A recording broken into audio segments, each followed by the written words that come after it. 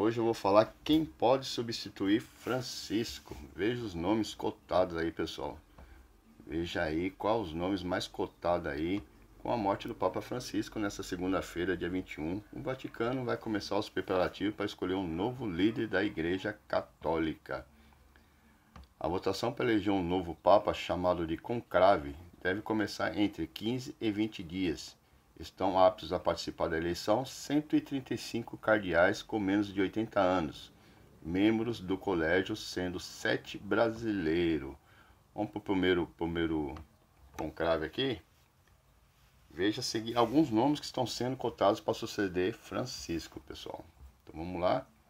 Jean-Marc Avellini, arcebispo de Marsella, francês, 66 anos. Jean-Marc Avellini é conhecido em alguns círculos católicos como João 24, em referência à sua semelhança com o Papa João 23, o Papa reformador de rosto redondo do início dos anos 1960.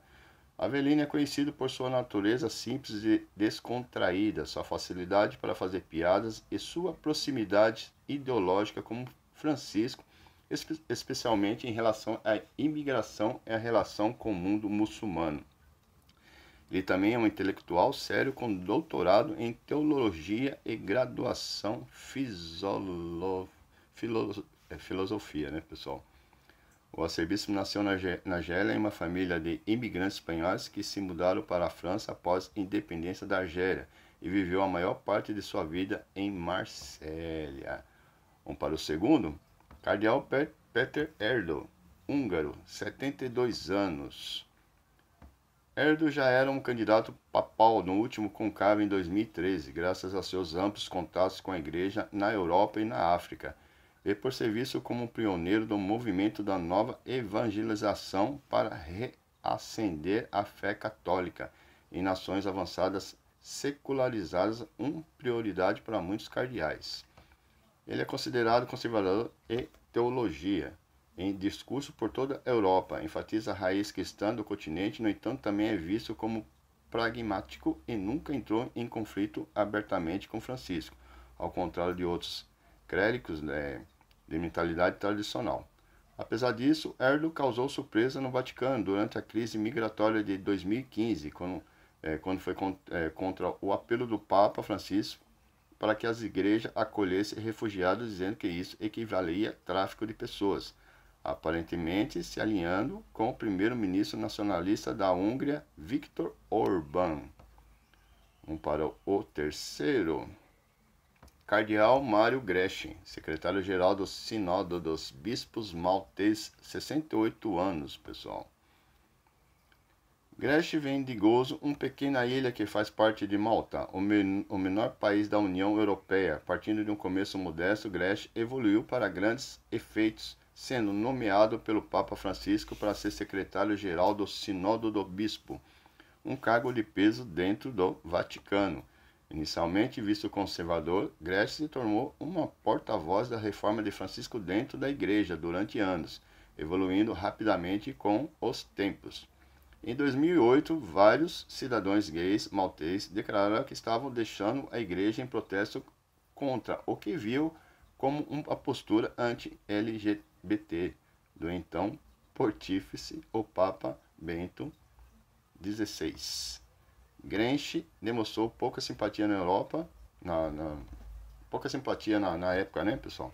Falando no Vaticano, em 2014, ele pediu que a Igreja fosse mais receptiva aos seus membros da LGBT e criativa para encontrar novas maneiras de abordar situações familiares contemporâneas. Vamos para o próximo. Cardeal João José Omelia, arcebispo de Barcelona, espanhol, 79 anos. Modesto e bem-humorado, Omelia vive uma vida humilde, apesar do seu título elevado, dedicado à sua carreira na igreja, ao cuidado pastoral, à promoção de justiça social e à personalização de uma visão compassiva exclusiva do catolicismo. Nasceu em 1946 na vila de Cretas, no nordeste da Espanha. Após ser ordenado em 1970, serviu como padre em várias paróquias espanholas e também passou um ano como missionário no Zaire, hoje República Democrática do Congo. Ressaltando sua dedicação às causas sociais de 1999 a 2015, ele trabalhou em estreita colaboração com a instituição de caridade espanhola Manos Unidas, que combate a fome, as doenças e a pobreza nos países em desenvolvimento. Ele se tornou bispo em 1996 e foi promovido a arcebispo de Barcelona em 2015. Apenas um ano depois, Francisco lhe deu um barrete cardilício vermelho, uma atitude vista como um claro endosso à tendência progressiva de Omeia, que contrastam com elementos mais conservadores que antes dominava a Igreja espanhola. Vamos para o próximo. Cardeal Pietro Parolin, italiano, diplomata do Vaticano, 70 anos. Favorito dos apostadores, Parolin foi diplomata da Igreja durante a maior parte de sua vida e serviu como secretário de Estado do Papa desde 2013, ano em que Francisco foi eleito. O cargo semelhante ao de um primeiro-ministro e os secretários de Estado são frequentemente chamados de vice-papas, porque estão em segundo lugar depois do pontífice da hierarquia do Vaticano. Parolin atuou anteriormente como vice-ministro das Relações Exteriores do Papa Bento XVI, que em 2009 o nomeou embaixador do Vaticano na Venezuela, onde defendeu a Igreja contra iniciativas do então presidente Hugo Chávez para enfraquecer. Vamos para o próximo, pessoal. Cardeal Luiz Antônio Coguin Tagle, filipino. Tagle é frequentemente chamado de Francisco Asiático, devido ao seu comprometimento semelhante com justiça social, e se eleito seria o primeiro pontífice da Ásia. No papel, Tagle, que geralmente prefere ser chamado pelo apelido Chito, parece ter todos os requisitos para ser um papa. Ele tem décadas de experiência pastoral desde sua ordenação sacerdotal em 1982.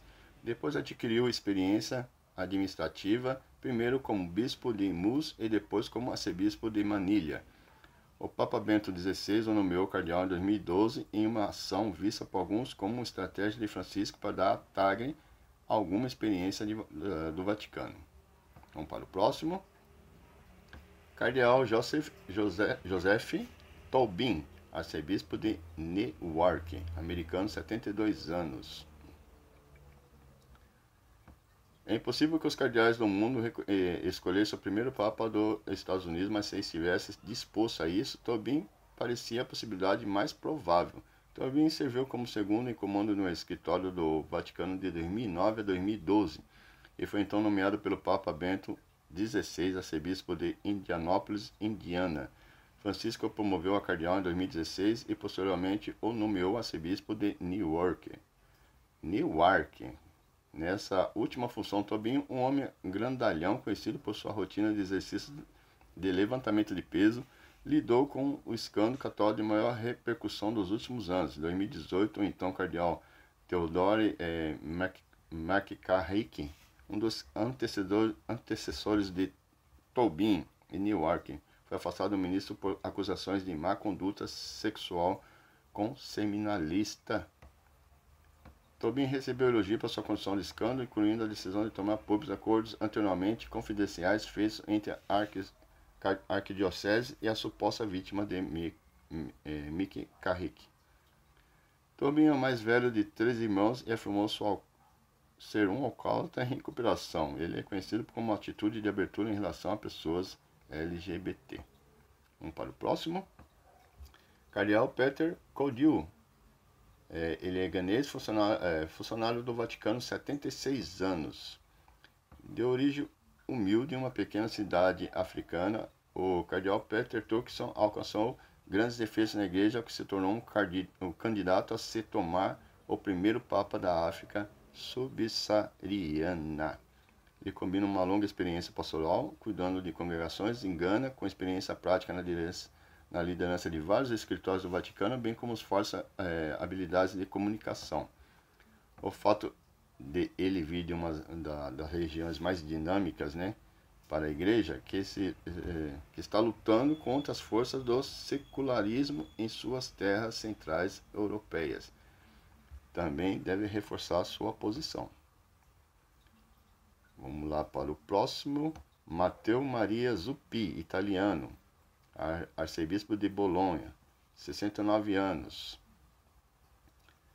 Quando Zuppi foi promovido em 2015 e se tornou arcebispo de Bolonha, a mídia nacional se referiu a ele como um Bergoglio italiano, devido à sua afinidade com Francisco, o Papa argentino que nasceu Jorge Maria Bergoglio. Zuppi seria o primeiro Papa italiano desde 1978. Assim como o Papa Francisco, quando morava em Buenos Aires, Zuppi é conhecido como um padre de rua, que se concentra nos imigrantes, e nos pobres e pouco se importa com pompa e protocolo. Ele atende pelo nome de Padre Matteo e em Bolonha às vezes usa uma bicicleta em vez de um carro oficial.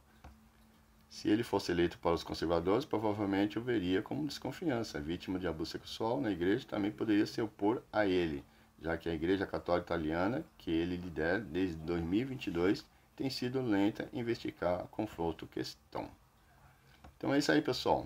Me diga aí para vocês aí, coloca aí no comentário aí qual é desses aqui que você gostaria de substituir o Papa Francisco aí, entendeu?